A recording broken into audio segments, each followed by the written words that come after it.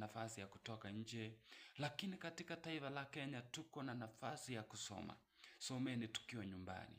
Hakikisha kwamba kama umekuwa na vitabu vya kutosha, kuwa na ratiba ya mafundisho, kama una mtu wa kukusaidia ukiwa nyumbani, labda wewe ni mwanafunzi pekee, hakikisha kwamba umekuwa na ratiba yako ya kusoma na kudurusu ukiwa nyumbani.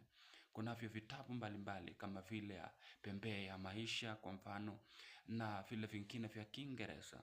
Hakikisha kwamba umepata nafasi yako, umejihami sawa sawa ili kwamba upate nafasi yako ya kusoma. Hakuna nafasi nyingine katika maisha ambayo utapata kusoma.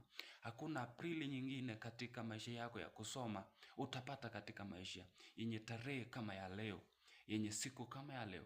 Hakikisha kwamba umepata nafasi ya kusoma kwa bidii. Wengi wanalia wakisema ya kwamba laiti ningalijua, ningalisoma, lakini majuto ni mjukuu huja kinyume. Hakikisha kwamba umepata nafasi yako ya kusoma ukiwa nyumbani, pata nafasi baada ya kazi. Ninajua ya kwamba